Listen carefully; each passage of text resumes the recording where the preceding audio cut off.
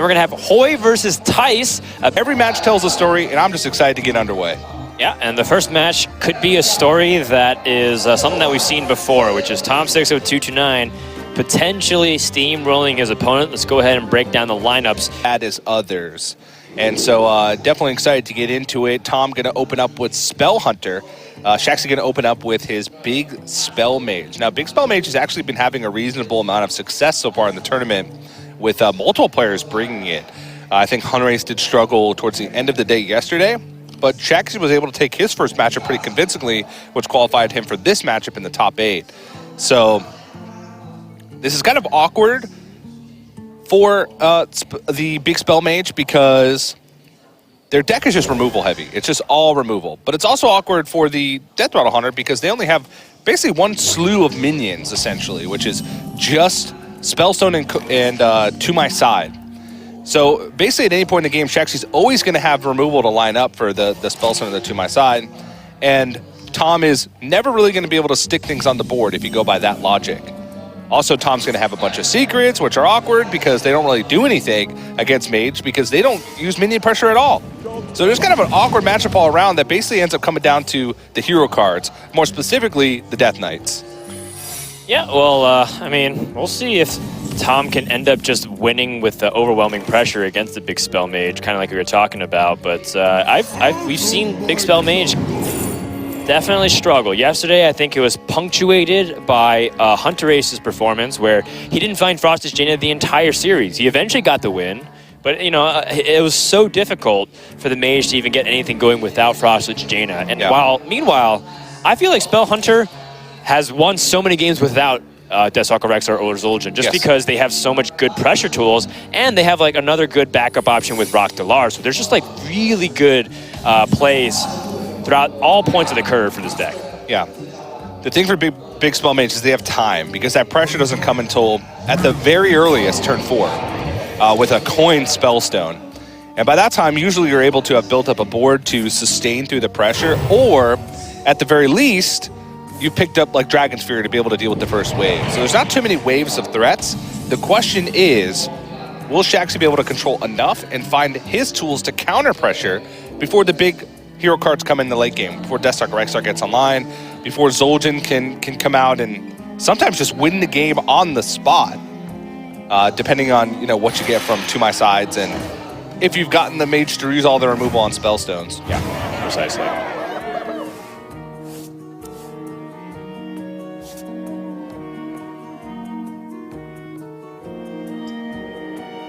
Actually running a pretty standard version of Big Spell Mage. He does have Jan'alai the Dragonhawk, which I've seen people on the fence about, but he's also playing the Daring Fire Eaters, which gives him a little boost to hero powers early in the game, which kind of gives him a little bit of extra juice for the Jan'alai. So by the time you want to play it, usually you're busy controlling the board state up until the point where you even have a chance to play it, and by that time you've usually dealt enough damage with hero powers because you're weaving them in and because of the Fire Eaters. Yeah, it's pretty interesting because I remember people were so excited for Jan'alai primarily because they thought Odd Mage would be a thing. It turns out Jan'alai is just still really good because of how long Big Spell Mage games get dragged out, and you eventually be able to hero power repeatedly throughout the game. Daring Fire Eater kind of just cuts the chase, but I definitely underestimate the ability for Big Spell Mage to turn the corner. It's kind of like the Control Priest feeling, like, well, they're doing nothing for a long time, and all of a sudden, Frosted Jaina, a couple Water Elementals, Ragnaros comes down, heals them for a lot, and also presses you for like a 2-turn lethal. I'm like, I'm pretty sure I was winning this game, and now I lose. Yeah. That's how Big Spell Mage has always kind of worked, right? You get them to low health totals, and then boom, you run out of stuff. They have an Arcane Artificer on the board that you can't answer, and they play Dragon Color Alana and kill you the next turn. Yeah. Or, in that case, Jan'alai. They have multiple ways to pressure later in the game. Syndragosa, Jan'alai, Dragon Color Alana, or just playing the attrition game, getting Frostless Jaina on board and making sure you never stick a minion for the rest of the game. And this game started off Tom using quite a few resources to protect these wolves on board and push that 12 damage to the face early. It's important because, getting that damage in forces the Mage to immediately react. Let's say they don't have the Arcane Artificer and Jaina. You might just hero power them to death. So this just is a really good understanding of how this matchup works. Don't give the mage time and breathing room, and more importantly, drain their resources, because when you're able to do that and you have Zul'jin in the hand, you'll have the final say. Very similar to how even Warlock approaches this matchup from a pressure perspective. Yeah. Just fill the board and then use your final 10 mana hero card to refill and pressure. Yeah. Surprisingly, one of the best tools in this matchup, maybe not so surprisingly, is Rockdalar, because just the 8 damage to face over 2 turns is really valuable. That's not able to be stopped by most of the tools in the mage outside of the single copy of Gluttonous Ooze. And also, there's a decent amount of just direct damage in the Hunter's arsenal. You're talking about arcane shots and kill commands and even baited arrow. There's a lot of just stuff that can go face to finish a game when you're in a position where you just don't have minion pressure anymore, which happens sometimes with Spell Hunter. Yeah, I think as Spell Hunter, a lot of times you end up struggling with that resource count. You do not have it like you were talking about. And I don't think that's going to be the case in this game. You know, things like tracking are also just as important. Rockdalar. This is a spicy hand for Tom. As Rockdalar, Zul'jin already has applied a good amount of pressure in the early game. Got to connect with all 4 of his wolves from the Spellstone that he played on turn 4 with the coin. And has the reload behind it. Shaxy needs a lot more help than just this slew of removal that he has available to him. Does pick up Sindragosa, but he's got 2 secrets floating on the other side for Tom that he has not been able to check. So Sindragosa is quite a risk, because that 8/8 is probably not going to be able to attack, and then you're taking 8 on the backswing. It's going to be hard for him to find room to play it if Tom's able to continue this pressure. That's a good point. I mean, you do eventually need to start putting pressure on the Hunter, because if you just kind of leave the Hunter to their own devices, they're going to eventually find a way to pressure you with that if you don't have Frosted Dana. Yep. You know, without your Death Knight, you don't have that inevitability on your side to play passively.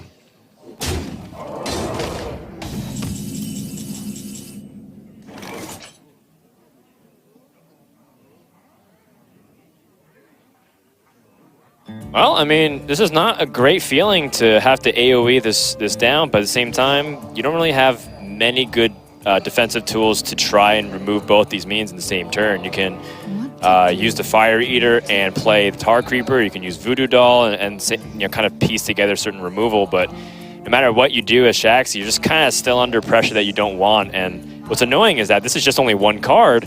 So should your opponent develop even more with, say, another Spellstone, Animal Companions, another To My Side, or even Zul'jin, you have to like hold on to things like this Flame Drake. It's your last form of AoE. Especially since there's been a card that's been in the opening hand for Tom that's sitting on the far left. Tom has been playing on the right side of his hand for some time, so you have a pretty decent read of what that could be, whether it's Deathstalker, Rexar, or Zul'jin. So you know that if you use your removal right now, you're probably going to get caught in a position where Zul'jin's just going to win the game. Especially as you mentioned, Flame Strike's the last available tool for AoE removal. All right, Rockdalar it is.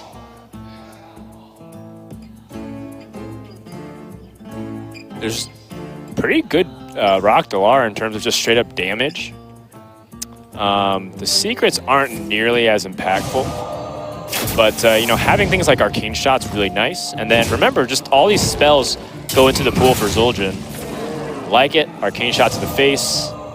Yeah, I mean, there's a realistic possibility that Tom could end the game next turn. Just with straight-up damage. Just with straight-up damage. I mean, Shaxy will remove this Huffer, but that's kind of the downside of playing that Tar Creeper and Voodoo Doll play. It's just really passive, allowing your opponent to push through with damage.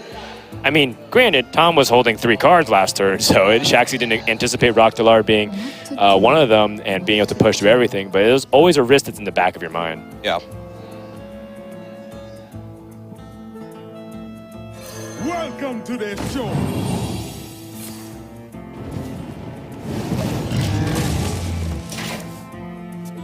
All right. Here comes the Zul'jin. Lethal out is Huffer from the To My side and an arcane shot to the face. All right. He also has a baited arrow in there, actually, so that could go to the face as well, but there'll most likely be a lot of targets. And Wind Blast is active, so that means, yeah, something was hit. Good start. That's okay. More wolves, more secrets.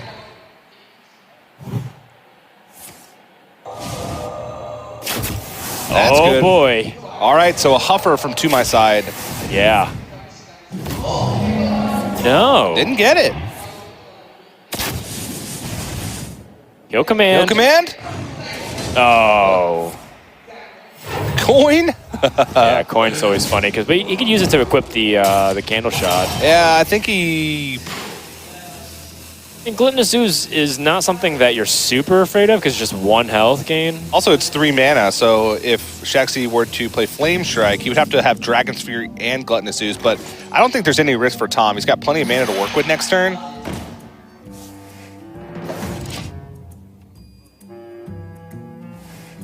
And it looks like that's a concede from Shaxy. He had the ability to remove the board, but not really anything going for him. I think he was searching for Dragon's Fury and just not able to find it. Didn't have the ability to clear off the 5/5. Tom takes game 1, seeing nearly as much as he once was. Like Under Armour jacket. And Tom's just going to wear his own, like, I'm the world champion Flash Wolf jacket. Yeah. Just doing his own thing. And it's really cool, too. But the best part about it all is that he is just so unassuming.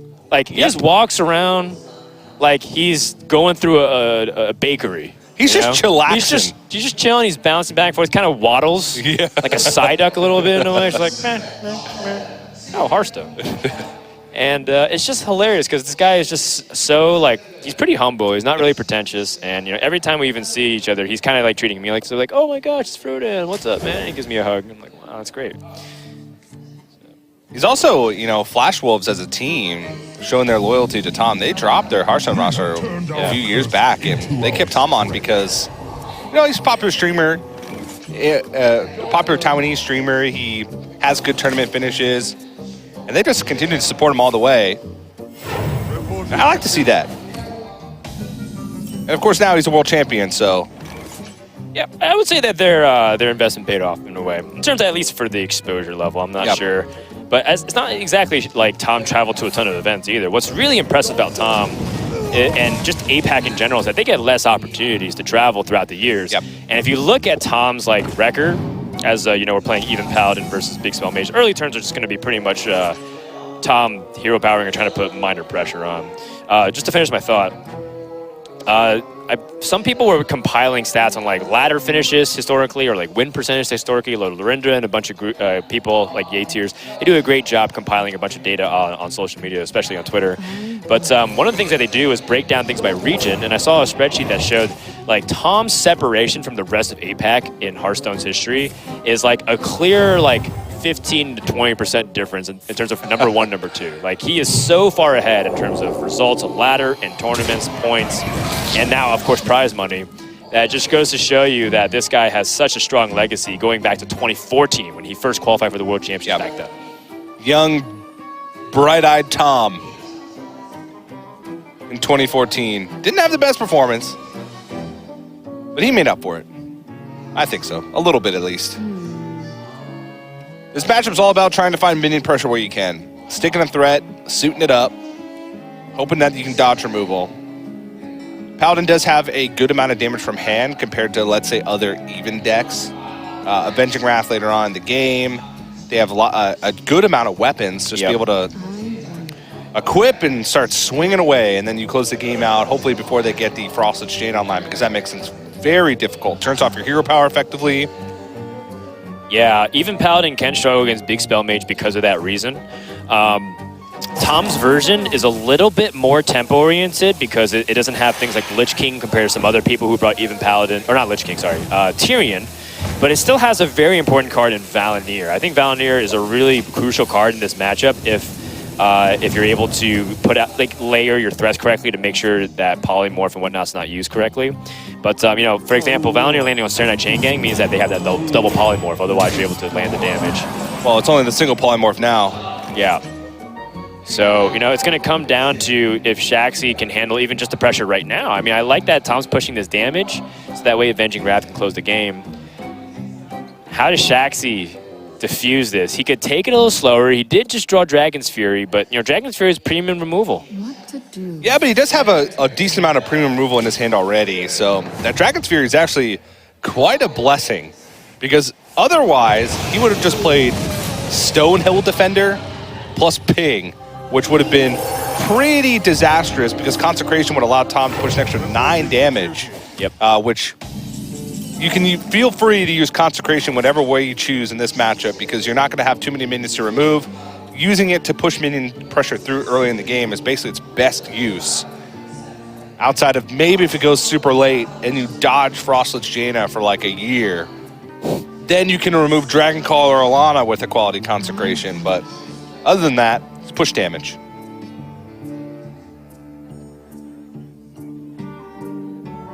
I mean, the Glass Knight seems somewhat intimidating. I think what you know, Shaxy is hoping for is exactly what's in Tom's hand, which is Spike Ridge Steed on 6, and then be able to use Polymorph to help diffuse the situation, and eventually rely on Doomsayer and Blizzard on the following turns to force Tom to... Oh, okay, Doomsayer right here. I guess that makes sense because Tom doesn't want to have to deal with this Doomsayer, and there's only one copy of the Spellbreaker.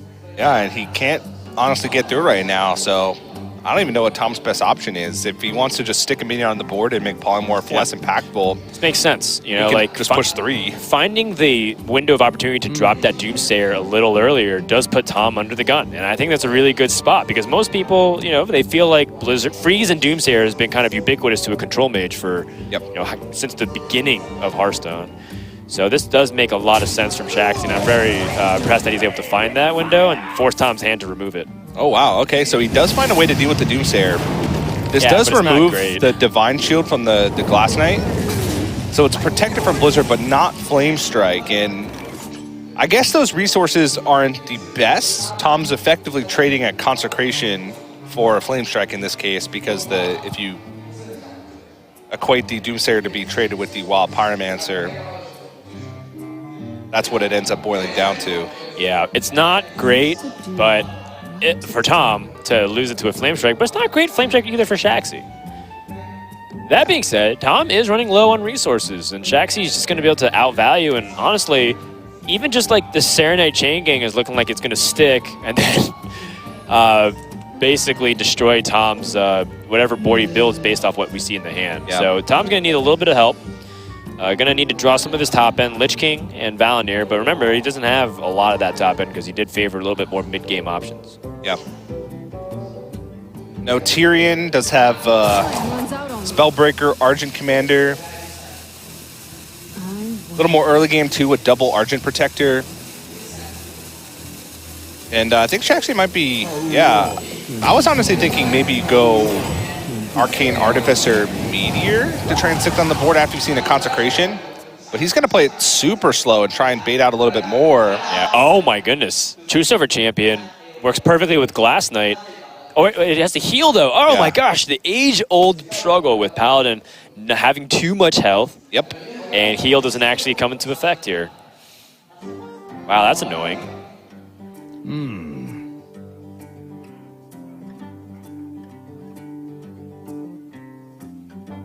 Well, I guess Tom has a couple of ways he can develop here onto the board. He has 2 6-mana cards with a very cheap hero power to weave in with Spike Steed or Windfury Harpy, but Shaxy has removal tools for both of them. And in fact, he's got his choice of the litter box, if you will. He has Arcane Artificer and Meteor, like you were talking about, to remove like Windfury Harpy and the Glass Knight pretty cleanly. Still has like Flame Strike to deal with a medium-sized board. Voodoo Doll for like a large removal on the Lich King.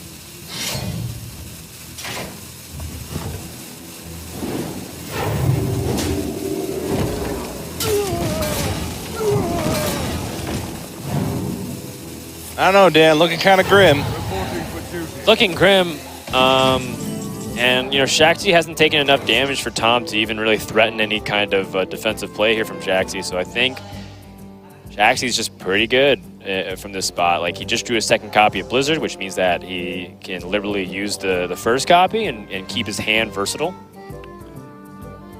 Does need to eventually find some counter pressure, but with this removal in hand, he's got so much time, and there's a lot of top end that he could draw that could end up just winning him the game. He could draw Dragon Caller Lana since he's played a lot of big spells already. He can draw Lich King to stick it on the board, Syndragosa to get the 8/8 plus a couple legendaries, or just Frosted Shayna, which would effectively lock Tom out of the game.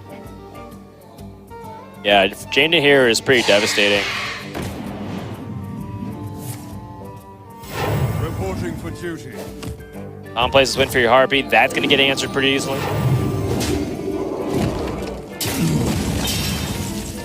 Raven Familiar also potentially really big here if it's able to draw another spell to just get Shaxy closer to Jaina. Yep. But there are some ways that it can get blocked. A second copy of Spikeridge Steed versus most spells would basically nullify that draw.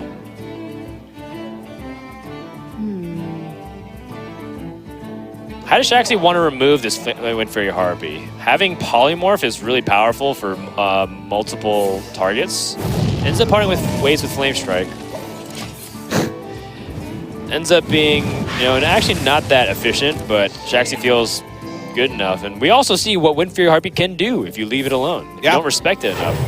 And I think Flame Strike's the least premium removal in Shaxy's hand right now because Tom's out of resources. So yeah, his ability to go wide on board is very limited. Dude, Tom is closing his eye. I think he's taking a nap. It seems like he always... little micro nap there. Yeah. Yeah, he's been first match of the day for 2 days in a row now, so he's got to get up early. We gotta get, the Taiwan fans really want to get in and see Tom. But yeah, this Flame Strike number 2, exactly what Shaxy needed, or wanted rather, because it's a guaranteed draw that against this deck. I think Tom really wants to pick up Valenier or Lich King in the next few draws here before he runs out of time. Quality number 2, that's not what he needed.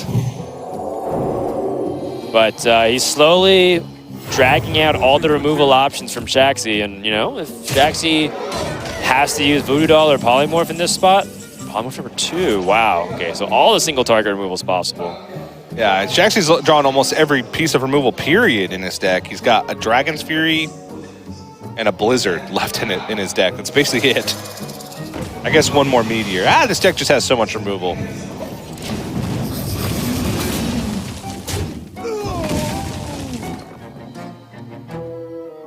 Yeah, that's a bad draw. Yeah, well, that's kind of the punishment, though. Tom has 2 Argent Protectors in this deck because he was anticipating a little bit more aggressive matchups, which he did run into in the first match yesterday. So, his deck building that helped him in the first match is now starting to cost him a little bit. Shaxy draws Dragon Caller Alana. It's a great finishing tool, but against the Paladin that has a quality, I'm going to struggle a little bit. Yeah, he's seen both Wild Pyromancers and 1 Consecration, but Tom did hold on to 2 cards and played a 3-mana turn, with the only card being played being the card that he drew that last turn. So Shaxy's got to have a read that these are very situational tools, probably inequality. And this is not much pressure, so he doesn't have to overreact to this at all. Yeah, good pass. Wow, Dragon Caller Alana. All right, he's played pretty much enough spells to threaten the lethal. It's close. That is it. Tom concedes, recognizes that he's just gassed out many times over, and even Paladin takes the loss here. Shaxy able to get onto the board with the big spell mage. I mean, OTK Paladin is where it hits the hardest, because if you lose Brewmaster or Zola or one of the Horsemen, or even Shivala can sometimes be a pretty big deal if you lose it, because that's a big stabilization tool. Yep. You often need it to survive those extra few turns, especially since Shaxy's just playing 1 timeout, so not much to protect. But it's going to be even Paladin versus OTK Paladin in game number 3. Yeah. Very different play styles. We've seen the control combo Paladin have very middling results. Sometimes it just look like an effortlessly wins, and then sometimes it's just like as we saw yesterday, a few games where they were in fatigue and died to fatigue. You know, it's like they took too long to get their combos going. Like it was almost a guaranteed victory yesterday. But because they were going to guarantee take 2 extra damage for on their turn after timeout, they had a 100% loss. We have turned our curse into Even though if they had 1 more health, it'd be a 100% win. Yeah. It's just that much of an edge is what's important. reporting for duty. Shaxy has a couple of really nice cards. He's got Loot Hoarder and Consecration and Blood Mage Thaunos. So the card draw is really good. The Consecration's really good.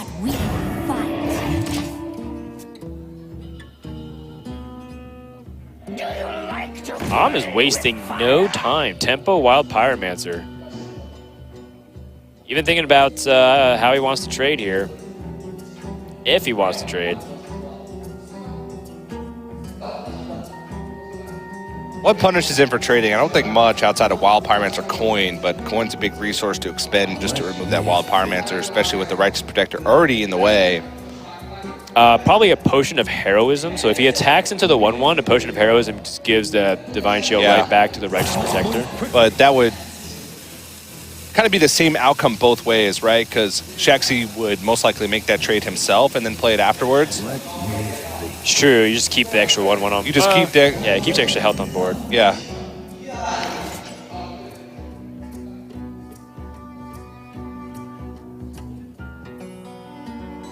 A surprisingly complex turn. Yeah, like so this has 3 different ways that you can play it.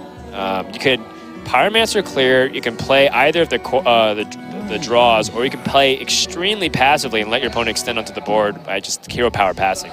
Yeah. And you know, I can make a case for all of them. I don't think this early damage was going to be deciding the match. I actually think that Shaxy holding onto the coin is going to be what's really important here. So I like the draw. I mean, you might as well draw deeper into your deck. Yeah. And I think I like holding on to the Thaunos in case the Consecration for the 3 life does make a difference on Serenite Chain Gang, on the Glass Knight, Spellbreakers, etc. Yeah. Reporting for duty. Tom doesn't really have anything reasonable on 3. Does have the Glass Knight on 4. Shaxy picks up his other Righteous Protector, which I think he needs to hold on to. So I think I like the Thaunos and the Hero Power. Oh, sorry, he's not even Paladin. The reason why Righteous Protector is really important is that if your opponent does stack a huge minion with Bloodstained Kings or Spike Rusty and you can't answer it, you end up blocking a lot of damage. Yeah.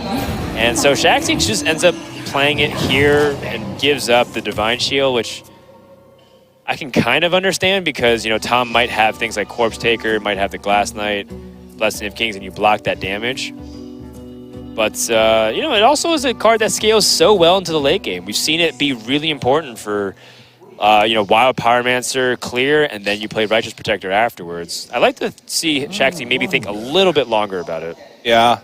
But in the end, I think it's okay. And you may think it's decent that he's drawing all of his early game stuff, but if he keeps drawing 2-drops, then eventually his Call to Arms will just be dead cards. Yeah. Which there's a weird balance that you ideally like to strike with this combo Paladin, where you want to draw enough early game to draw into Call to Arms, but then you want to have enough in your deck to where Call to Arms is actually a good tool to thin and used for card draw. Because right now, 1 Call to Arms is already dead. There's only 2-drops left in the deck. He's got a Loot Hoarder, he's got a Wild Pyromancer, and then he has a Crystal Smith Kangor. Every other 2 or less drop has been drawn or played already, so. And like you said, those things can make a big difference. If you have 2 less card draw over the course of the game, which is what that second Call to Arms would basically equate to, that means you need 2 more turns to live in order to find the combo pieces. Oh my goodness, what a draw here from Shaxy. That, my friends, is why you draw first. It's not order LUL, it's order POG. And it is working out really well. Oh my goodness. Wind Fury Harpy drawn just as the Corpse Taker gets played. Now, to be fair, Corpse Taker was going to die this turn anyways. Yeah. That's just not what you really want to see. And Windfury Harpy is a card that you almost always want to have as like the last 5 cards in your deck, just because it's really hard to find time to play it and have it stick because it's so expensive for what stats it provides. Oh, wow, another interesting draw here from Shaxy. It can just coin out the Spiker Steed. Is it a bait, though, TJ? Well, he doesn't have anything really good to play outside of that. While Pyromancer is a pretty big tool, the Ancient Brewmasters are necessary for the later stages of the game. Timeout, there's no pressure.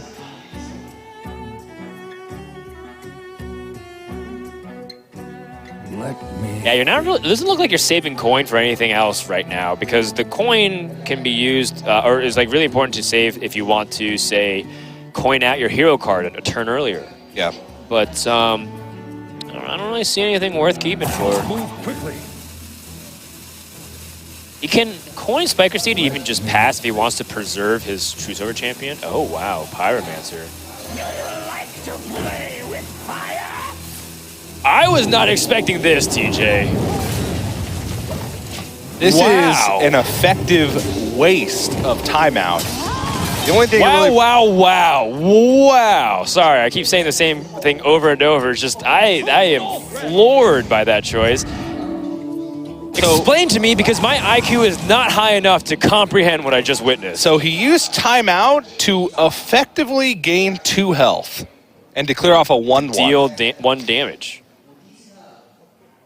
Well, it didn't even deal a damage, because what the spell did was kill off his Righteous Protector, which would have dealt the damage anyway.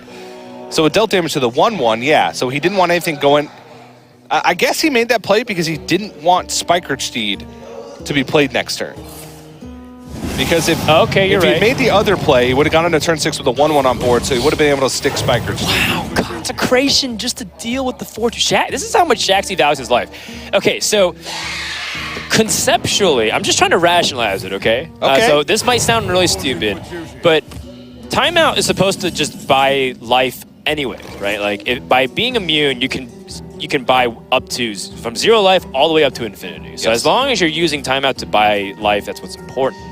Shaxy is investing in early, so that way he doesn't have to rely on timeout later, because even Paladin's a deck that snowballs its advantage by having an extra minion on board, and then you use Spiker Steed, Blessing of Kings, etc., Valandir, etc., to make it even more powerful. So I think in Shaxy's mind, he doesn't mind parting ways with these removal tools, because what's really important is that he shuts down Tom's ability to get any kind of momentum. And so far, it looks like it's okay-ish, because he's at 28 and he has double Spiker Steed. And it looks like he's almost in control of the board to a certain extent. Almost, but... Does that make sense? I don't know. It does, you tell me. Maybe if he had his second timeout in his deck, I would agree with that point, but that's his only one. Right. So later on in the game, he's already used a Pyromancer and a Consecration. So now, if Tom is able to solidify a board position, Shaxy needs 2 draws to pick up a combo, a equality and an equality activator in order to deal with that wide board state, and he does not have timeout to rely on. TJ, my guy, we have an amazing opportunity for Tom to Spiker Steed and Argent Protector afterward to protect this Windfury Harpy. You know, we kind of meme Windfury Harpy as just being like just a straight up bad card for a really important synergy with Corpse Taker, but it has some really powerful implications. Tom's not going to protect it though. Instead, just hero powers to get a little bit more value right now. And it's okay, because, you know, Shaxy doesn't have that equality, doesn't have that ability to answer it. And before the Sunkeeper Terran draw, did not have even a good way to deal with this Windfury Harpy. Yeah. And I was also thinking Lich King would be a good play last turn, because he saw some pretty weak plays over the course of the last few turns. Also, like I mentioned, Wild Pyromancer and Consecration. But what this does, if Shaxy has any piece of removal or disruption, he's going to play it this turn, because he can't afford to take 12. Yeah. So Tom's going to check and be like, this is my check. Do you have a piece of removal? If you don't, and you leave my Windfury Harpy up, I play the Lich King. If you do, and you use it to kill my Windfury Harpy, I play the Lich King. So he's basically setting up for a safe Lich King no matter which way you slice it by going with the Spiker Steed this turn. I mean, he doesn't even have to. Let's say Shaxy plays his Tarim. Tom has a Blessing of Kings for like the exact punish. That's true, yeah. Blessing of Kings plus the Argent Protector. Like, that's just so powerful in this spot. Double Argent Protector. Wow. So now the deck building decisions for Tom gives him a lot of flexibility to not only protect his minions, but also set up, or sorry, not to only give him tempo, but also set up for protection on the following turn. You could play double Argent Protector. Even pick up a value trade too. Like, you could hero power, trade it to the 3/3. And this is like the downside of Shaxy using that Pyromancer, because even if he had a quality now, he'd be able to use Pyromancer or quality Pyromancer coin or something of that nature. Like, Yeah. Shaxy is in big trouble right now. This would be a great spot for a timeout, Dan. Tom has he has a Corpse Taker, but like even better right now. You know, like the Corpse Taker is exactly what this should be. And in a very weird way, because Corpse Taker was played first and Shaxy used removal tools on it. Like that Corpse Taker didn't have Wind Fury. And he ended up using the Pyromancer on it. You know what I mean? Yeah. You know what I mean. I know I don't what have you to mean. convince you. I know what you mean. I am gonna, if I run into Shaxy, I am going to stop and be like, what were you thinking, man? I mean, I feel like we're being a little bit harsh, but you just see that the punishment. And this is such a crucial matchup for right now, because Shaxy really wants to get this deck through. But if he is able to stabilize for a turn, which it looks like he may be able to, Shirvala is online if he plays Kangor plus Spiker Seed. But what he's thinking is, if I hero power and Spiker Seed instead, I don't waste any of the healing, and also I can play Crystal Smith Kangor plus Shirvala next turn for double the effect of the healing. But he actually decides to go for it. Yeah, I like holding on to this as well, you know, because if you hero power, like, because of their 1/1, it trivializes Divine Shield. Usually Divine Shield is like really important. Yes. He doesn't gain a lot of life. The Divine Shield is not really empowered here, and he has Shirvala in hand. Yeah. So let's count the damage. So he's at 25. If he had hero power, if he had not had the Divine Shield, this Crystal Smith Kangor gives him a guaranteed 30 life, right? There was 14, 18, 21. So if a quality consecration came out, it wouldn't have killed him, because he wouldn't have gained any healing because the quality consecration. Yeah. Oh, and here's another thing too. Shirvala is completely dependent on its Divine Shield hit. And Divine Shield nullifies damage to 0. So Shirvala actually will heal for 0 in this position. Yeah. And it's not cheap enough to bounce back. Oh my goodness. Such a crucial draw here for Shaxy. I can't even begin to describe how important that was. You can even see Shaxy just give a sigh of relief. I don't think there's a single card in his deck outside of second Spiker Seed. I guess Consecration would have worked as well. So there was a few cards. Shaxy looks really stressed because he knows the threat of a Spellbreaker. You play Lanessa, you get Spellbreaker, you lose. But you play Shirvala, you literally have no chance because you attack it into a Divine Shield. There's 14 damage on the board. You heal for 0, you're dead. So the only play here is Lanessa. That's the only play. Yeah. Shirvala's too expensive. Shirvala's too expensive. You can't Shirvala bounce Shirvala. Mana less. Would have been. Or 2 mana less, rather. Quickly. Reporting for duty. Double Steed. A single copy of Spellbreaker in Tom's deck. Oh, man.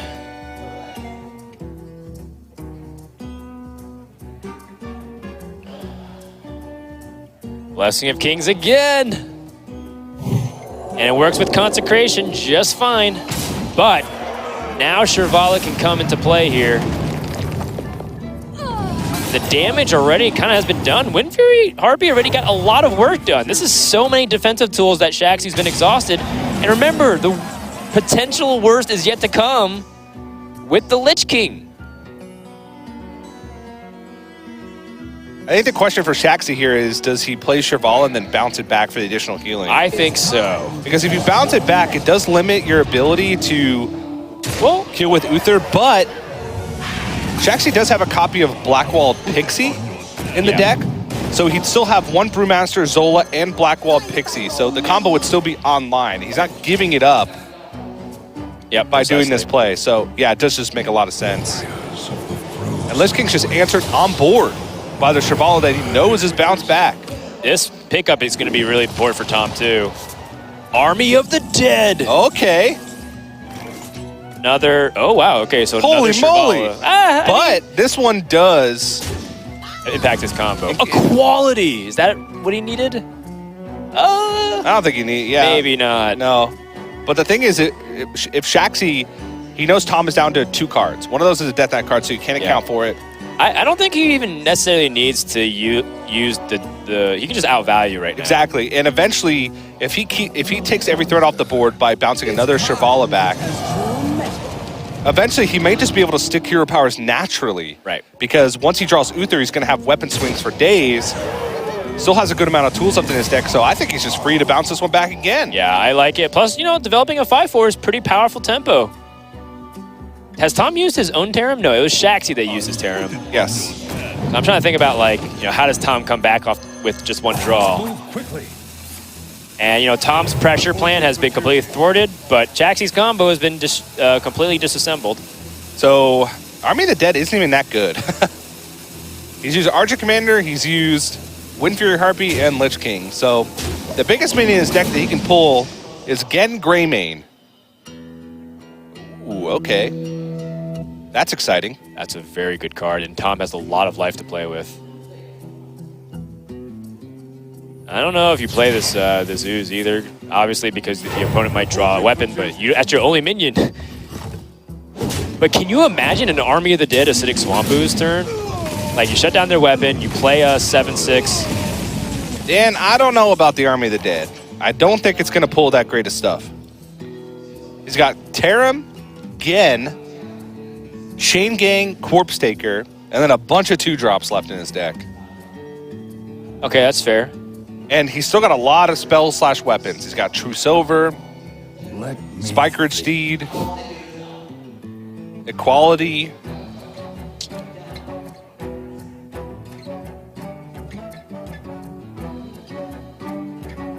So, if you're Shaxy, do you just play like tempo, like you Shivala, and then you Zola the Shivala, and then you hero power, and then you try to push damage? The thing about Valinir is that Tom's on the removal plan, so he has to remove the threats, and Shivala is just a 7/5 Divine Shield minion. move quickly. I mean, you could also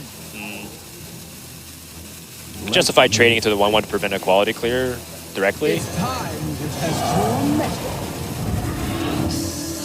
All right, so combo's completely offline, but Shaxy realizes, as we have said, that this is not at all about the combo. This is 100% about just choking Tom out of the game. Yeah.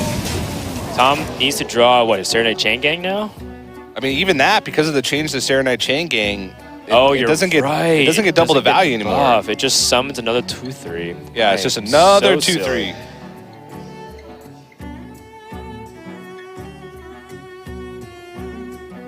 So the Spikered Seed pickup's actually good because that's another spell in his deck that Army of the Dead can't hit. Yep. So he's more likely to pull minions. But if he pulls minions at this point, there's a Shivala in hand. So, but I don't know what his options are. To clear up the board with weapons, hope that he draws Consecration and then play Army of the I Dead? think it is Army of the Dead. You need to fight back. Gets pretty reasonable minions, honestly, but ditches his second equality, so this board's as big as it will ever get here for Tom. And Shaxy has his own equality. I think Shaxy has finished the complete comeback here. Yeah. Because equality should clear everything for the most part. There'd be 1 minion left because he's got 4 attacks total. Okay. But I don't think that matters. Tom has no equality. He's just got a Spikered Steed, which won't do really anything against Shirvala's on the board. He can clear off the high attack minions with low health, and then the last high attack minion with the Divine Shield Shirvala.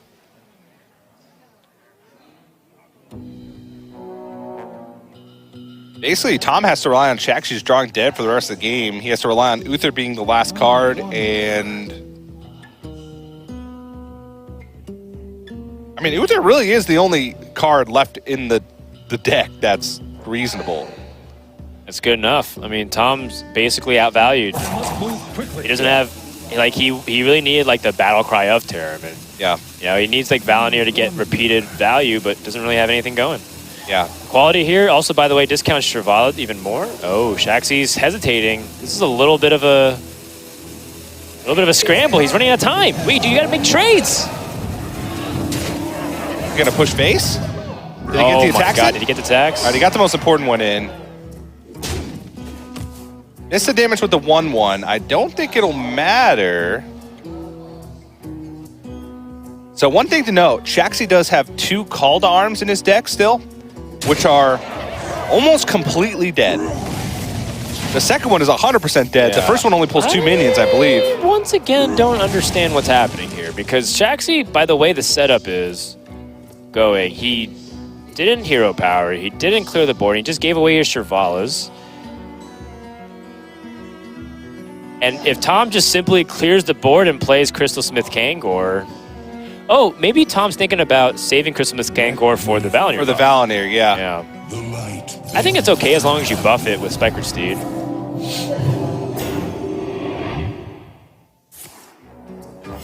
And I mean, I feel like there is a way for Shaxy to Draw do dead. this way better and even just set up effective lethal. Like, or if not already have lethal at this point. Yeah. I mean, I have to go back and evaluate the state of the board here, but this is a complete choke. So I think Call to Arms, I don't know if I've been keeping track correctly, but the most it could be is a Loot Hoarder and a Wild Pyromancer. That's the absolute most it could be. There's a chance that he's played 2 of one of those and that it could be dead. But what this Call to Arms does mean is that his second Call to Arms is completely dead. Okay, it's just one. It's just a Wild Pyro. He played both Loot Hoarders. Yeah. But he can't get into the Divine Shield. Yeah, I don't know about this one. He's got 6 cards left in his deck. Wait. So wasn't it better to hold the Call to Arms so that he can, like, I don't know. Well, he wants to draw Uther, so Call to Arms gets him 1 card. So he's got an Uther, he's got a Call to Arms, a True Silver Champion, a Consecration, a Potion of Heroism, and a Flash of Light. I think those are his 6 cards left. All right, Tom needs a minion. Gets a minion. His deck's pretty much just minions at this point. He's lost both the qualities. I think he has Avenging Rats and, like, 2 minions. And this Crystal Smith Kangor, by the way. Tom has 0 Avenging Rats in his deck. Oh wow. He has. I did not pay attention to that. I didn't see what was discarded with. There was an Equality and what else? It was a quality and a True Silver Champion. Another Call to Arms. It's dead, completely Literally dead. just do nothing. So Tom's deck is Hydrologist, Corpse Taker, Spellbreaker, So, okay. Consecration, and something else. I don't know. Back-to-back Call to Arms. If Shaxy had drawn his Death Knight, I think a few turns ago, then I think all of his setup was completely reasonable, like using the timeout early, avoiding the damage. But I think his Gambit did not pay off, and then also his removal, his turns where he's scrambling because he's out of time and he can't remove, is really costing him because he'd had some opportunity to efficiently remove and he just did not take it whatsoever. Now this is double healing with a True Silver Champion, gain 4 life. Tom should really think about how he wants to budget his resources because Crystal Smith Kangor is giving him a lot of extra mileage. So if he goes for a full clear with just his minions and keeps Kangor alive, I think it's really powerful. He foregoes 7 damage. Protecting himself against Equality too. I actually really like this. It foregoes 7 damage, but what it does is make sure that if Equality does come out, he guarantees sticks a minion on the board. Yep. Uther shows up, but it's so late. Blackwell Pixie was just used. I mean, we already know that the combo is very unlikely to happen. Well, in a fatigue scenario, it's way more likely because you just stick a 2 to the board every turn. Yeah. So Tom is basically on the clock from this point out. I think Tom has 1 Consecration left, so he kind of has to save that. He does not. Oh, he does not have a I think Consecration he just. left. Yeah, I think he What both. the heck? He's both. What are his cards? He's got a Chain Gang based off what you said. Chain Gang, A Corpse, Hydrologist. Corpse Taker, Corpse Taker. Hydrologist, Blessing of Kings, Spellbreaker? Spellbreaker, Blessing of Kings. Are those the 5? I think so. No, I think he used both Blessing of Kings. Okay, so no Blessing Kings. Is it both Hydrologists? No, he pulled a Hydrologist from Army of the Dead. So there's no Wind Fury, no Lich King, no Valinor, no Terra, no Steeds. Or is there a Steed? I don't know. There's 4 cards left. Some of them do things, some of them really don't. And Shaxy, because he pulled his other Pyromancer, doesn't have a Pyromancer call. Does he have a way to clear this with Consecration? Flash of Light. Gives him stall, but he's just going to die. He does have a Consecration left, I believe.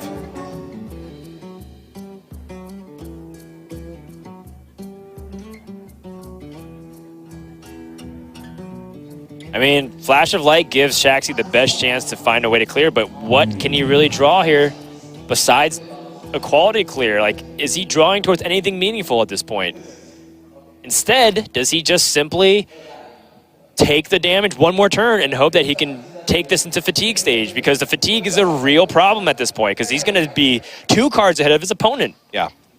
Frostmourne calls. And I think Shaxy's doing some mental inventory.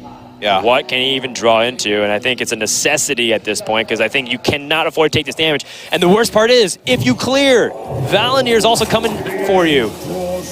Consecration off the top. Shaxy needs to pull the trigger. This is no question.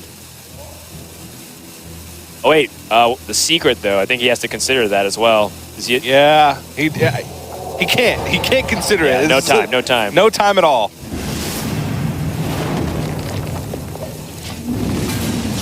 And then sees nothing in return. No redemption. I return. Serenite Chain Gang. Oh, man.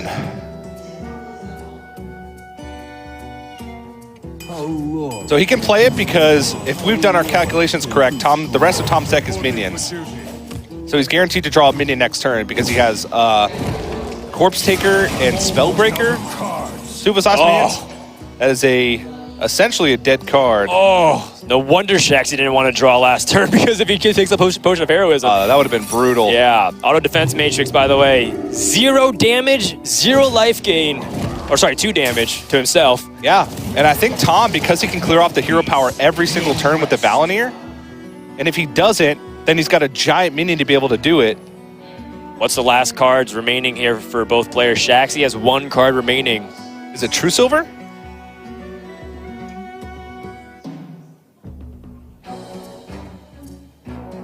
I think it's True Silver. I think it's a second timeout. He doesn't have a second timeout. He has 1 timeout. He has 1 timeout. So I think it's second True Silver. Yeah.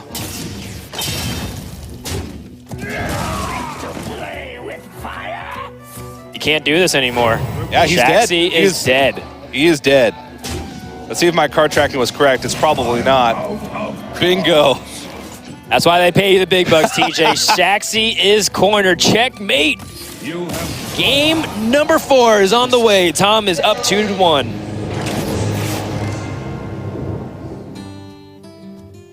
What a back and forth. I did not expect this game to go to fatigue. Get there in the upcoming winter playoff / championship season. Yes, it is a prelude, if you will, because we have matchups that very much could happen in the World Championship. Hunter Ace versus Blood Trail, and then Blood Trail is going to play Muzzy. So it's like these are players that are going to be facing off at Worlds.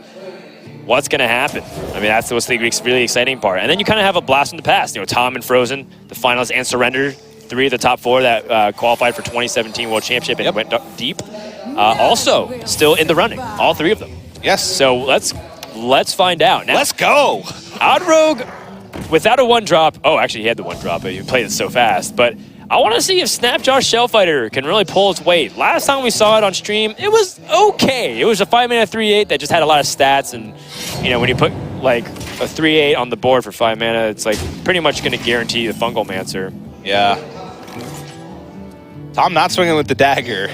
Yeah, I mean, if he draws Hen's Clan Thug, he wants to maximize his mana usage here. He's trying to play with his deck a little bit here, hoping that he draws a 3-drop by not attacking with the dagger, but unfortunately doesn't get there, and has to go for this play anyway. So if you want to get nitpicky, missed 2 damage. That's effectively missed 2 damage, but I don't know if it'll make a big difference. And if Tom had picked up a 3-drop, he would be really wishing that he hadn't swung with that dagger.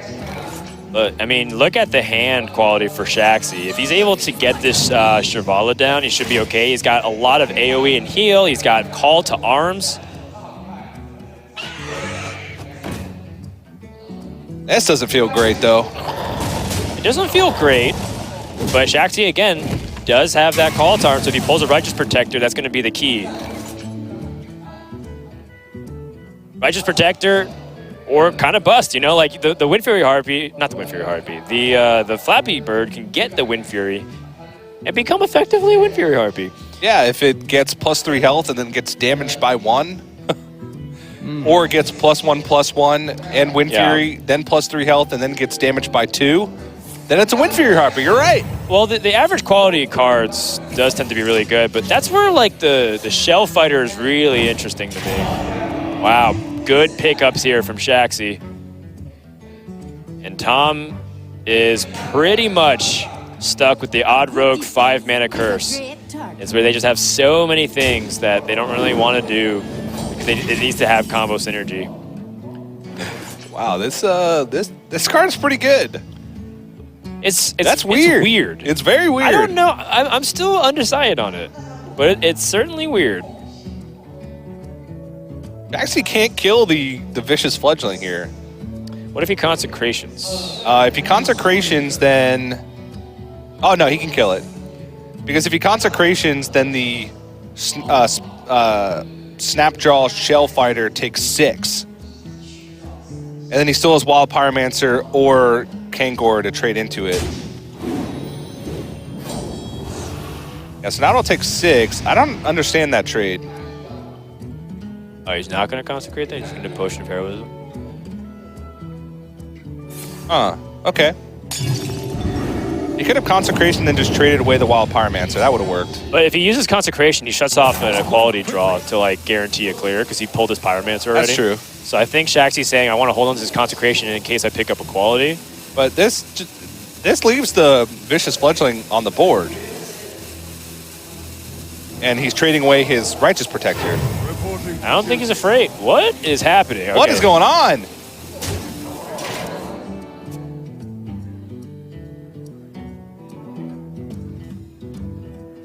Forgive me if I'm wrong, but this is like a massive punish with the Fungal Mancer, isn't it? Yeah, almost everything's a massive punish. And Shaxy saw Tom play from the right side of his hand, saw these 2 cards in the far left being held onto. What could they possibly be outside of Fungal Mancer and Vilespine Slayer?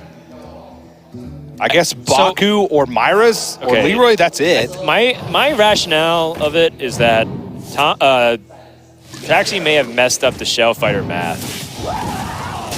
And he doesn't want to clear his own board either. Oh, Tom. Oh, wow.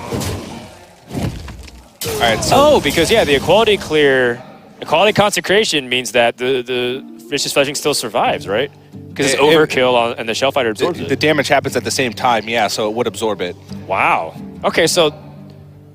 Okay, this card is getting better the more I think about it. Yeah. Like, with each passing, like, interaction... So if you think about what Odd Rogue does, it sticks a threat early in the game and it snowballs that threat by using the dagger to protect it.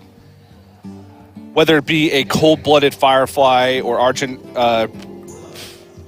Squire, whether it be a Vicious Fledgling, whether it be a Hench Clan Thug. Right. It's all about snowballing things. So if you drop one of those early, they can't deal with it.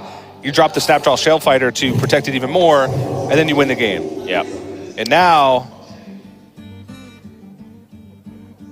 Shaxy just have to Consecration now to get rid of... I don't know. That's so bad. Well, the Consecration doesn't do anything except remove the Firefly and the Shell Fighter, because he also absorbs the Vilespine hit. But the Shell Fighter is causing you so many issues that if you don't deal with it now, when are you going to deal with it with what your hand consists of? Because so maybe Tom positioned this so that way he can Fungal Mancer the Vilespine and the Vicious Fledgling guaranteed. Like this is no damage to the Fledgling and the Vilespine, right?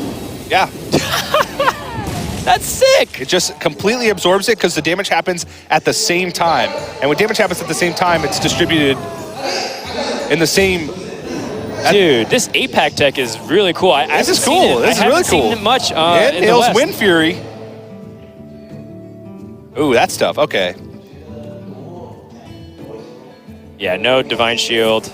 +1/+1. Yeah, I was thinking maybe you could go for Poisonous because it has Wind Fury, so you can get over a minion. But there's no taunts because he hasn't played Spike Steed. He's going to 7, so he can't hero power Spike Steed. Shaxy also doesn't have a Consecration anymore, so that is... He's just dead. He's just dead. What? Let's see, he can Flashlight and pick up what? Righteous Protector? Does that even save him? Tom's just chilling. He's drinking water. This game is over. Tom is going to the top 4. Wow. The Snapdraw Shellfighter tech coming in hot for Tom, helping him